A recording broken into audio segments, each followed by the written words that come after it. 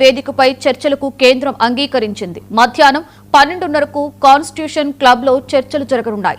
అయితే ధర్మేంద్ర ప్రధాన్ రాజీనామా చేయాలని సీజేపీ డిమాండ్ చేస్తోంది.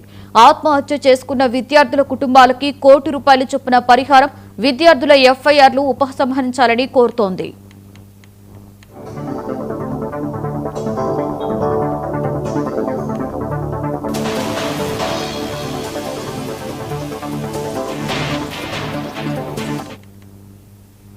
రైట్, ఇదే అంశం మీద మరింత సమాచారాన్ని మా ఢిల్లీ బ్యూరో చీఫ్ నవీన్ అందిస్తారు. Naveen, good morning.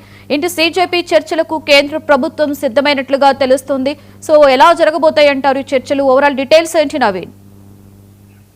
లక్ష్మి, అంటే ఈరోజు మధ్యాహ్నం 12:30కి ఈ సీజేపీ ప్రతినిధులతోటి ఇద్దరు కేంద్ర మంత్రులు కూడా చర్చించేటువంటి అవకాశం కనిపిస్తుంది. అయితే మొదటిగా గతంలో నడ్డా నివాసంలోనే సీజేపీ నేతలతో కూడా చర్చలు కూడా జరిగాయి. కానీ అవి సక్సెస్ కాకపోవడంతో ఇంకా ఈ యొక్క ఆందోళన కూడా ఉద్రిక్తంగా చేస్తున్నటువంటి ఆ పరిస్థితి నెలకొంది. సీజేపీ చేపడుతున్నటువంటి ఈ యొక్క కార్యక్రమానికి మద్దతు తెలిపేందుకు ఇంకా పెద్ద ఎత్తున విద్యార్థులతో పాటు విద్యార్థి సంఘాలు, ఇంకా సోషల్ యాక్టివిటీస్ వారందరూ కూడా ఢిల్లీ జంతర్ మంతర్కి చేరుకున్నటువంటి పరిస్థితి నెలకొంది. కాబట్టి నిన్న రాత్రి ప్రధాని మోడీ యొక్క వీడియోని కూడా విడుదల కూడా చేయడం జరిగింది. ఈ నేపథ్యంలోనే కాంగ్రెస్ పార్టీ దీన్ని తీవ్రస్థాయిలో తప్పు పడుతున్నటువంటి పరిస్థితి నెలకొన్నాయి. ఒక ప్రధాని మోడీ ఉండి అర్ధరాత్రి ఈ వీడియో రిలీజ్ చేయడం ఇది సరికాదు, ధర్మేంద్ర ప్రధాన్ రాజీనామా చేపట్టాలని చెప్పేసి కూడా వారు డిమాండ్ చేస్తున్నటువంటి సిచ్యువేషన్ నెలకొంది. అయితే కాంగ్రెస్ జనతా పార్టీ మాత్రం ఈ రోజు జరగబోయేటువంటి ఈ యొక్క సమావేశంలో మాత్రం దాదాపు 3 అంశాలు తెరపై కూడా తీసుకొచ్చేటువంటి అవకాశం కనిపిస్తున్నాయి. మొదటిది, ధర్మేంద్ర ప్రధాన్ రాజీనామా చేయాలని చెప్పేసి డిమాండ్ చేయడము. రెండోది,